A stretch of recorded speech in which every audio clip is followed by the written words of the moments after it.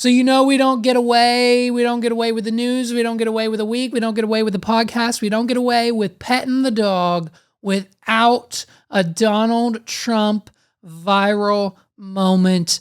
Listen, man. It's the JoJo Siwa effect of Donald Trump. It's like JoJo Siwa out here on social media being like, yeah, well, I'm the only influencer who's also a musician, artist, right? Like, I'm an influencer and do music, and there's no one else really like that. Like, yes, there's influencers, but then they kind of sort of do music. And yes, there's musicians and artists who make songs and stuff, and they have a little bit of influence, but I have like a lot of influence and I make really good music. And so I'm like one of a kind. Okay, I'm gonna go down in flames for saying this. That's fine. I'm the only influencer that also does music. You know what I mean? Like, yes, there are influencers that do music, and yes, there are musicians that are influencers,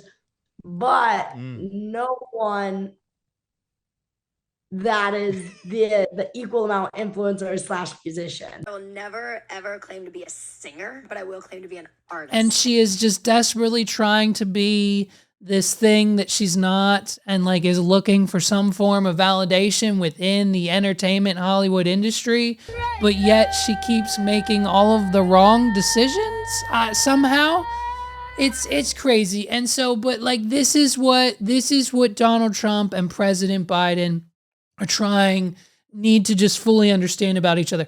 Biden needs to understand that he is not going to win against Donald Trump. I'll say it again. I say it every week. Prob's not voting, okay? But it's blatantly clear. When Biden can't find his way through a teleprompter and then off the stage, and then you've got Donald Trump going state to state at every rally he goes to, it's something else. It's something else. It's something different. Whether it's New Jersey and we're talking about Hannibal Lecter eating hot dogs, whether it's the next one after that and we got a floppy podium and we go off script and we start roasting the production company and like making a whole bit out of it, like doing a stand-up routine.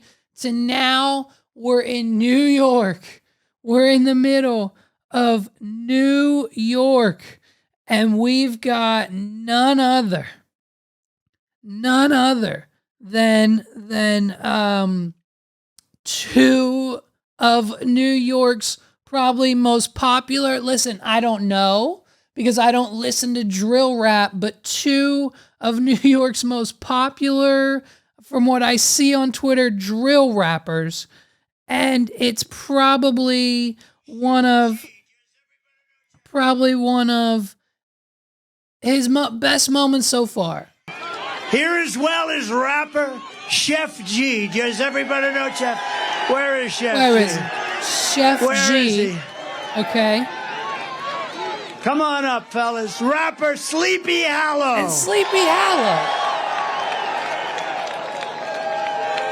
Come on up here. We've got New York, presumably, I don't know if they're from we've got New York drill rappers, Sheff G, and that's with an SH, and then a capital G, of course, Sheff G and Sleepy Hallow that have you heard of?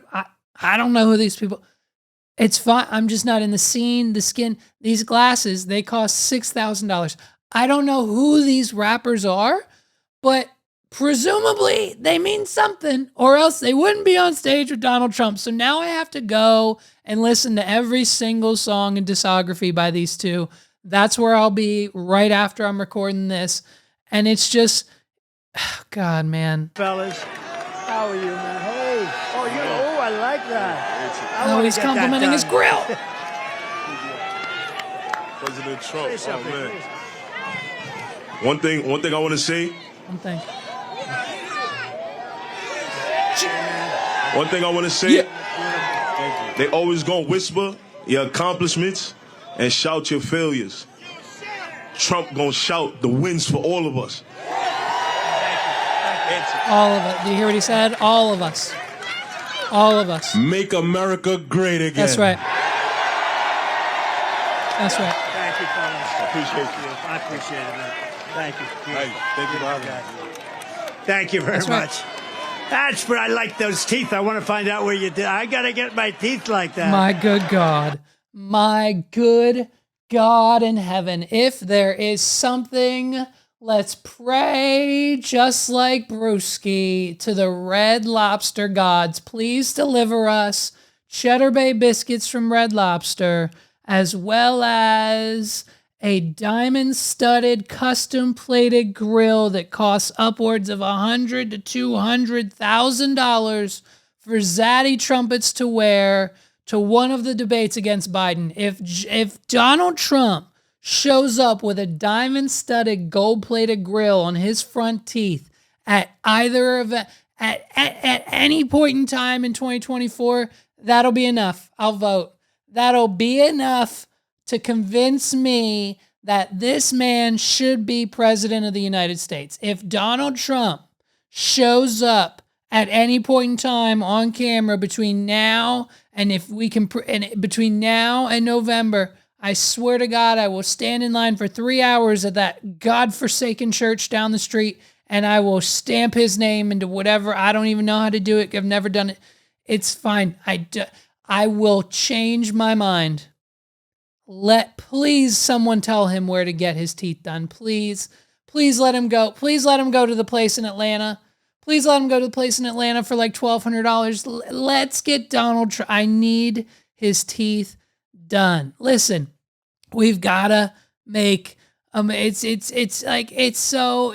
got it. We've got Donald Trump at Popeyes and Chick-fil-A buying chicken sandwiches for everyone and their sister who come in. And we've got New York City drill rappers making appearances. He's got the vote. He's got the invite to the barbecue. And unfortunately, Joe Biden buying a few people ice cream that one day and inviting them over to his house for KFC not sure it's working.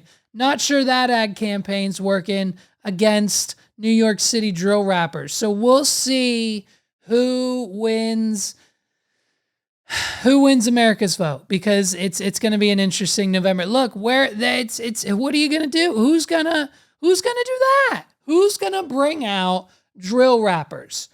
Not RFK, not Joe Biden. Donald Trump is going to bring out 2 New York City drill rappers at his rally. Who's going to end the rap beef between Kendrick Lamar and Drake?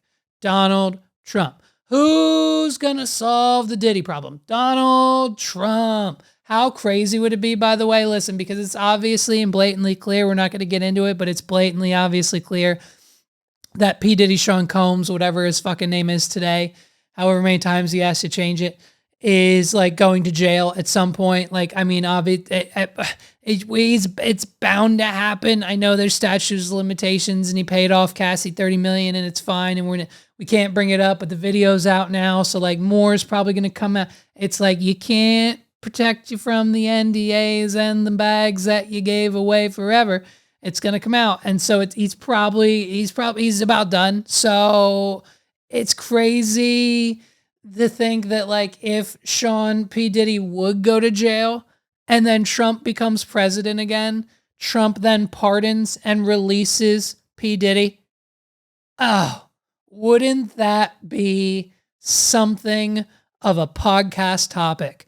If all of this goes down and the culture, all of his friends are on fire, P. Diddy's world is crumbling around him. He is losing followers from the industry, Hollywood, Instagram. His companies are making statements, pulling out their spots, the record deals, the labels, the businesses he's not associated with, the half-ass baked apology videos. It's all falling down around him, and inevitably he'll end up in jail.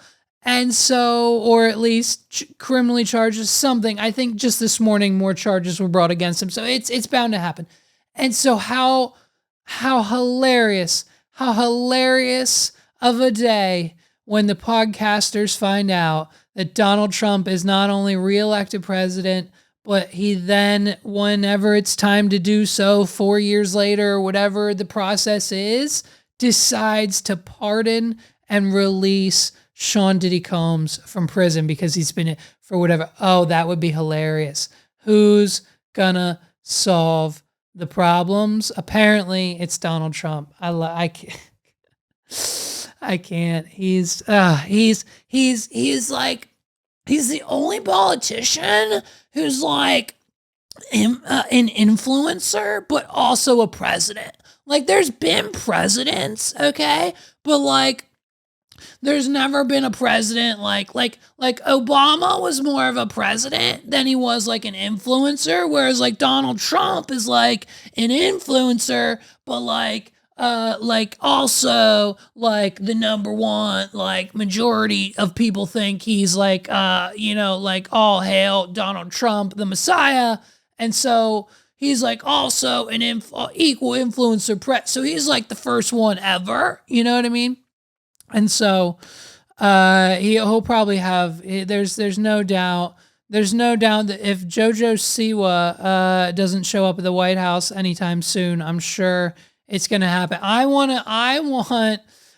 a presidential karma dance. This whole thing that she's doing while she's doing press or whatever with Jimmy Fallon and Mario Lopez teaching them how to do the headbang thing that she does.